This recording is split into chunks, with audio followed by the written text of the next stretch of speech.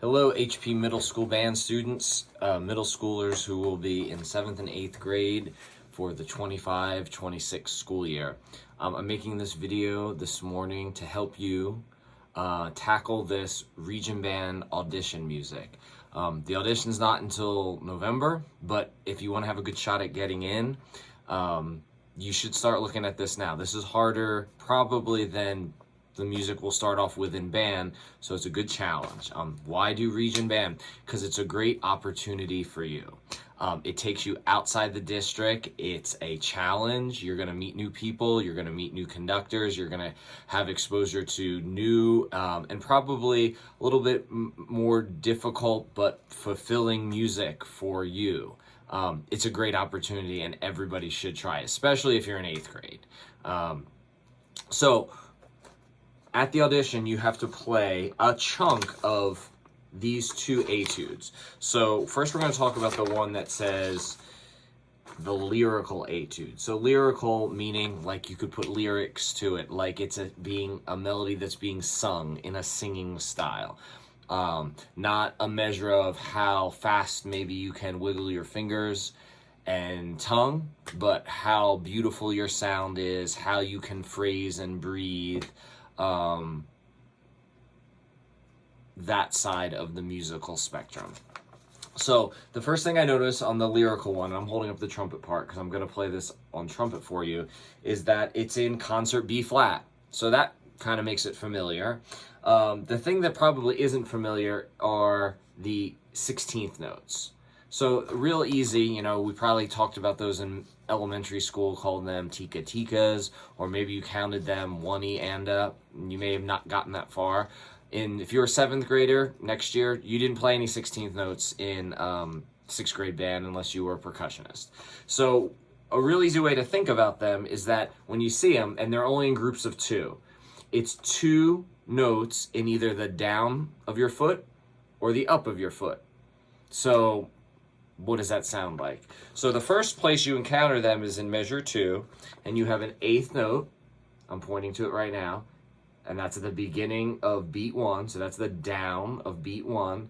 And then these 2 16th notes are on the up. So if I was to play that, I'm going to put my music over here, grab my trumpet, which is right here. I'm in measure 2, and I count myself off. 1, 2, 3, 4. That's what that first beat sounds like. And we would count that 1 and a. Okay? And again, your foot's going, here's our tempo. Down, up, up. Those 2 16th notes happened in the up. And for the rest of this etude, that's where the 2 16ths always are. They're on the up of a beat. So when you're playing those 2 fast notes, here's a foot, I'll just play some random stuff. They're always going to be or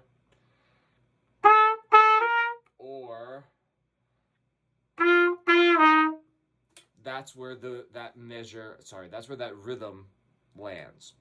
So I'm going to play through this whole thing. It kind of reminds me of a lullaby. It starts off piano. It eventually gets forte at measure 5. It goes back down to piano at measure 9. It ends forte with in measure 15, and then the last note it tapers down. So it goes up and down and up and down and up and down.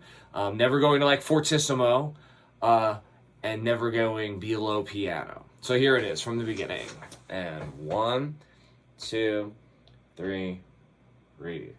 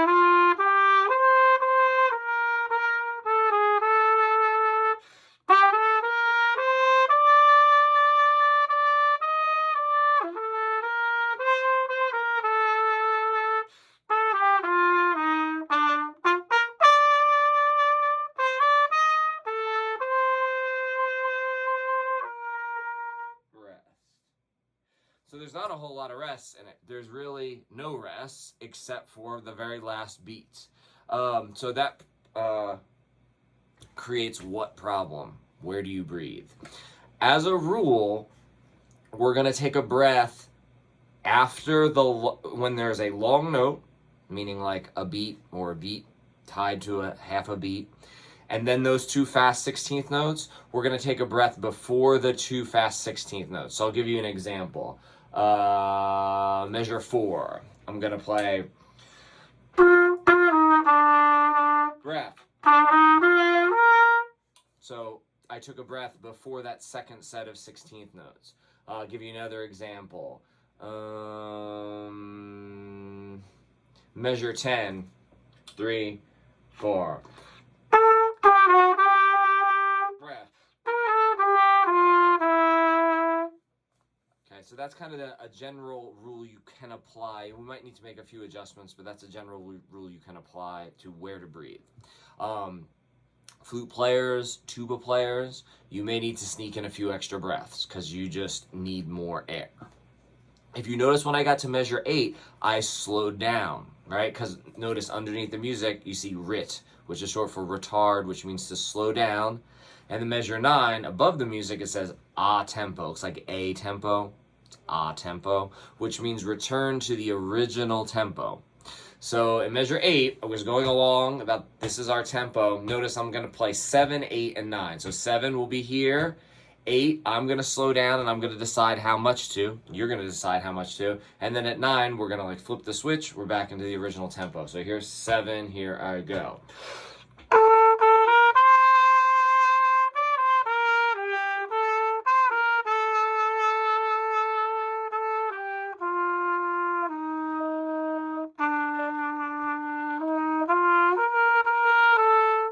Okay, so slowing down through 8. And then back in tempo at 9. There's a lot of slurs, okay? So don't ignore that. Don't play it all tongued, okay? That's something right from the start we can work on the slurs. Remember, slurring is going from one note to the next note without tonguing. So who can't really do that all the time? Trombone players. So trombone players, you're going to use your softest da or do tongue instead of ta. One place where it's kind of like, whoop, we took the slurs away is measure 15. That's at the end. It kind of ends up sounding like almost like a fanfare because it's loud and now it's tongued. Right?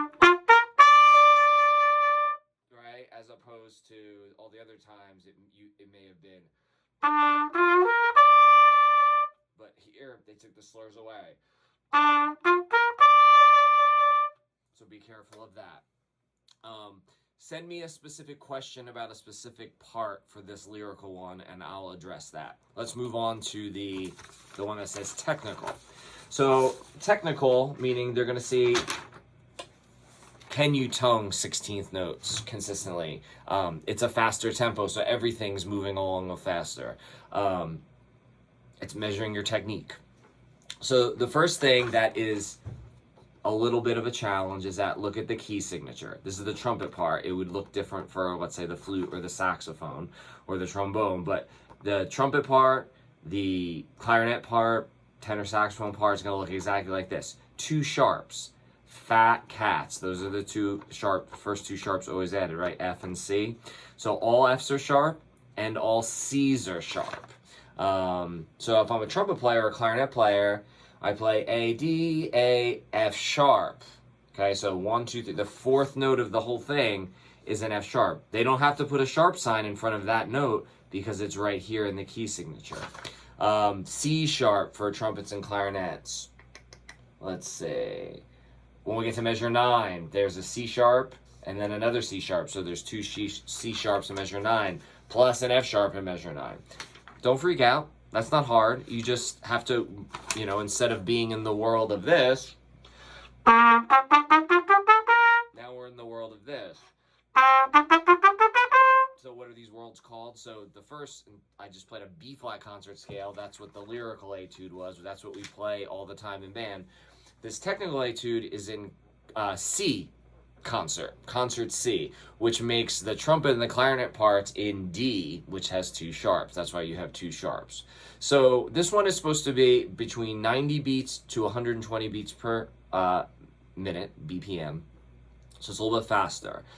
We see lots of, hold the music up, the 8th note followed by the 2 16th notes. So 1 on the down and 2 on the up. You might have called that tika, right?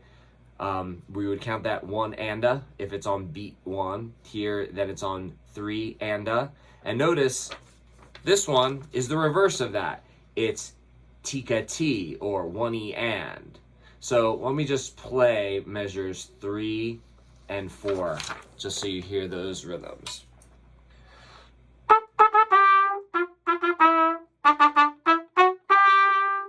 So did you hear that 3rd 16th note pattern was reversed? T tika ta, T tika ta, tika ti, which is the reverse of T tika.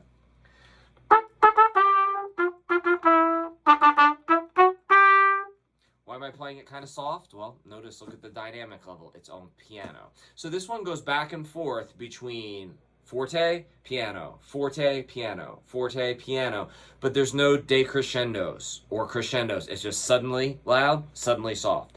Let me just play the first line demonstrating that. And notice it starts, the whole thing starts on beat 4. So it's a pickup note, pickup beat. So when you're counting this off in your head, you would want to think 1, 2, breath. Bum. Okay, so 1, 2, breath, or breath, breath, breath, start on beat 4. Here I go, just the first line. 1, 2.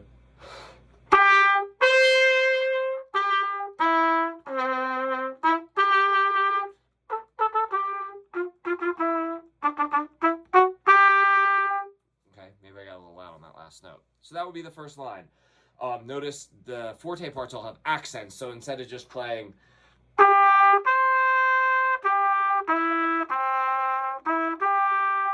would be kind of unaccented. I'm playing everything like I'm ringing a bell.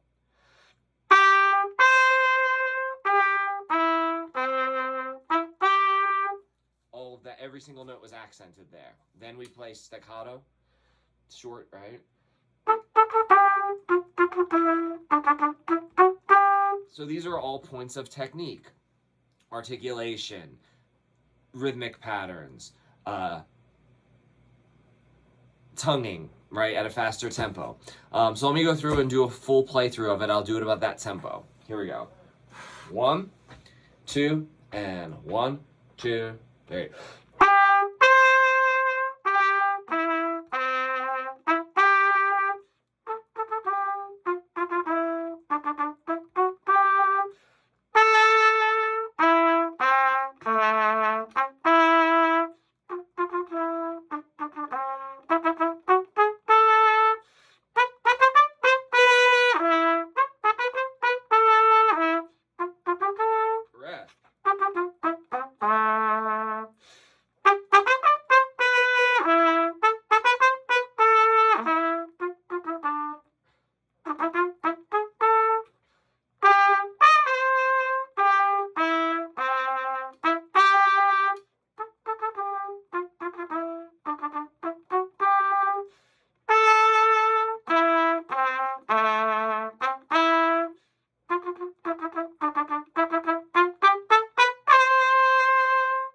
Okay, so cracked a couple notes, but I kept going, and that's an important thing for you to practice as well.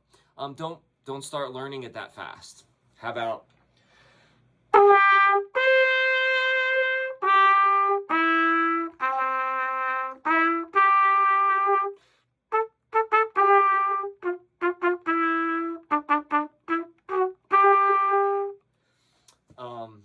there was something else in here I wanted to talk about. There are some accidentals, meaning some sharps, in my case, that are not part of those, the 2 sharps in the key signature. For example, if I'm a trumpet player, or let's say a clarinet player, in measure 4, there is a marked in G sharp, okay? So for trumpet, that's valve combination 2 and 3.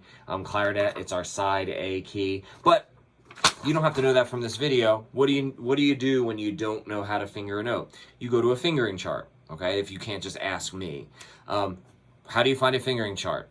Google image search, clarinet fingering chart, trumpet fingering chart, trombone slide position chart, tuba fingering chart, and you'll get literally 10,000 results. They're all usually correct. Pick one that you like, save it to your device, or just go back to it when you need to, and there's your fingering chart. So don't use that as a reason to stop practicing, or like, well, I couldn't get this one note, so I kind of stopped practicing for the whole summer. That's not the mentality we want to have. We want to have, okay, I got a little challenge here. Even if you have to leave that note out until you get the fingering for it, so you know, keep working and do a little bit each day. Start slow. So I said about a couple minutes ago there were no crescendos. There is a crescendo in this. So at the very end, we have this string of ticcaties, right? Or 1 EN, 2 EN, 3 EN, 4 EN, and it starts piano, and it ends forte, and we are gradually getting louder throughout that. So let me play the last two measures again with that. How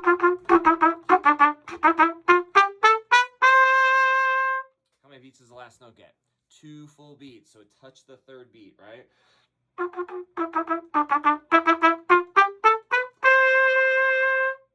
That's where we enter silence on the beginning of that third beat. So again, send me a specific question. I'm having trouble with this, and I can send you back a video with something that specifically helps that on your particular instrument. Why did I play it all on trumpet? Because that's my instrument. But all the parts are the same. So if you're a tuba player, you're working on this music. If you're a trumpet player, you're working on this music. If you're flute player, you're working on this music. The exception is percussion, and I'll have to make a separate video for percussion. Okay, so thanks for watching. Get practicing, and it might seem challenging, but trust me, it's worth it, and you all have a good shot at getting in if you work hard and develop. That's the whole point of it. Something that's going to push you to develop on your instrument. See you soon.